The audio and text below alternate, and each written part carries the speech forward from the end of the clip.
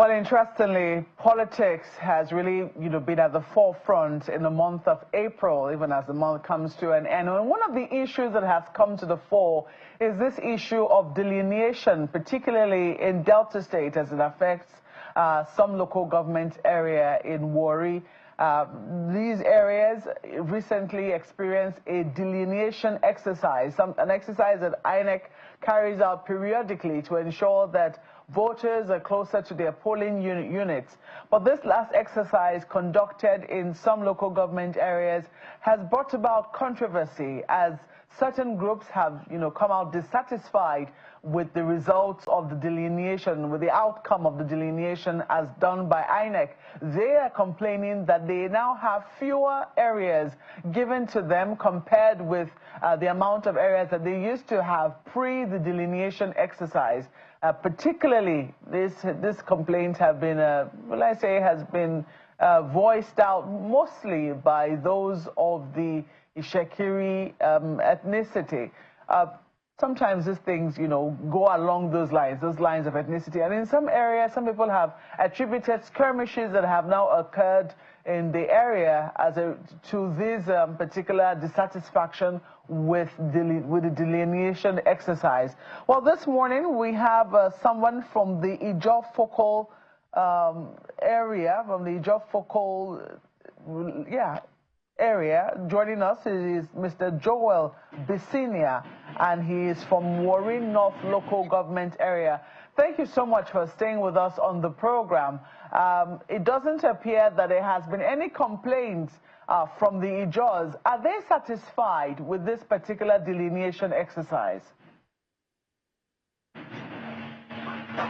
Thank you very much,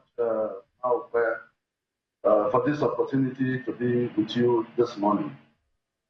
Let me just make a bit of clarification. In your intro, you did mention that from time to time, INEC carry out ward and unit delineation, which is part of their statutory obligation as an agency of government, with responsibility for management of election matters in the country. But the difference in this particular delineation exercise is that this was mandated by the Supreme Court as a result of the court judgment. So it's not one of those regular delineation exercises that INEC is obligated to carry out. Now, to your question, the Ijaws were those who went to court to seek for a more inclusive, more embracing, and more realistic delineation that will reflect the reality on ground. Our position when we approached the court was that there are fictitious wards and units. The population figures reflected in voters' registration do not reflect the realities on ground. So we asked INEC to come on the ground physically to carry out fresh delineation of wards and units that will reflect what is actually on ground. So that was those of my friends and brothers who pursued the litigation followed up until when the Supreme Court eventually made a pronouncement in November of 2022 that INEC should go and do fresh delineation. So the last exercise was carried out in consonance with the spirit of the judgment granted by the Supreme Court, to the extent that INEC put a very robust process in place, which was very inclusive of all the stakeholders, the judges, the securities, and the robots. And then they actually set out guidelines from the onset and then got on the ground to do actual physical verification, carry out their cartographic map to really highlight settlements, communities, and villages among the three ethnic nationalities. To us, the Ijaws, the exercise was fair, was credible, and we are satisfied with the outcome as it stands today. And we really want to commend INEC for, I think, for the first time, carrying out a very robust and all-inclusive process. I think is the reason why, like you said, we are not complaining. We are not complaining because this is what we asked for, and that's what INEC has done fairly, transparently, and creditably. Well, you say that you are not complaining, but clearly another ethnic group is complaining. The Shakiris are complaining about this. They're dissatisfied with the process. Was there a review of the voting numbers? Because ideally, while delineation should make it easier for people to, access their polling units, shouldn't it also be distributed according to voting strength? Thank you very much. This was one of the issues that we have and we raised with with INEC through the litigation process.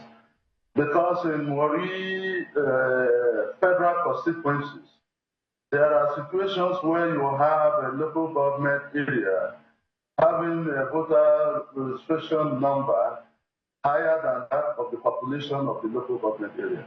That's an aberration. Voting age is from between ages 18 to whatever, 18 and above. So what that means is that the total population of the area should be higher than that of the voting age. But what we find is a situation where some local government areas have voters registered with numbers higher than the population. So, and it's one of the things we said, as it stands today, whatever appears to be a voters register that was in place before this delineation stands null and void, because that again does not reflect the reality on ground, because figures were manipulated, figures were, the figures that exist before the pronouncement by the court were bloated, were overstated and exaggerated. So with this fresh delineation of units and wards, and this is with the right time now for INEC to conduct fresh voters registration in line with the new units and wards that have been created. Of course. Yeah, the question, I think the question for me is, shouldn't that have been done first? Shouldn't that voter registration been done first to ascertain truly what the voting strength is of each particular area, and then a delineation done according to that? Registration areas are physical areas. So you wouldn't have been able to do voters registration before the delineation. I think you do the delineation because there are a number of factors, and in their guidelines, these were clearly outlined. It's not just about population or voting numbers. There is also the geographical locations, accessibility, the voting registration areas. We are talking about likely 99% rural communities. Some areas are so difficult to access. Some places you need to cross seas and big rivers to get to the nearest polling unit. There are people who are over the years have been disenfranchised because no voter registration exercise has even come to them because of where they are located. So you need to have a physical understanding. So INEC did very comprehensive satellite mapping of these locations from community to community. And there was no pressure for you to say, for them to get out of your area. So they were with us. Like for us in the Ijaw and Warrington, there were two teams of INEC personnel who visited every Ijaw town, every Ijaw community, every Ijaw settlement, every Ijaw location to do this mapping to enable them to establish coordinates. And it is on the basis of that that they came up with what they have produced as a report.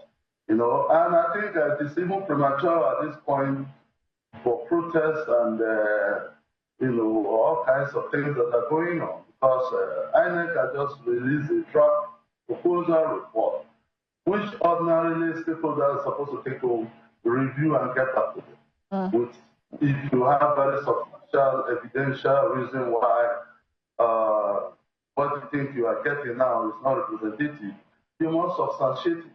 Because as we stand today, they have even produced a very comprehensive map that outlines all the communities. Some of our communities that over the years have never been privileged to be shown on map today and are visible.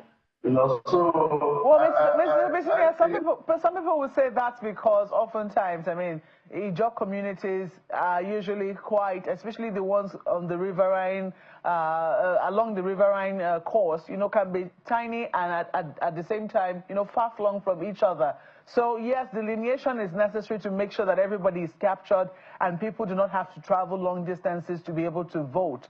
However, when you look at what it is that they're looking at, for instance, in Warri South, the Shakiris are saying that they have a voter strength of 94,000 plus.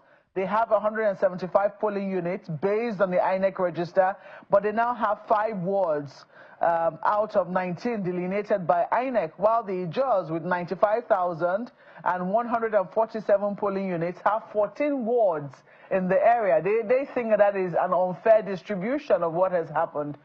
Do you agree with them? Well, that's their claim, and I think you are referring to Warri Southwest, not Warri South.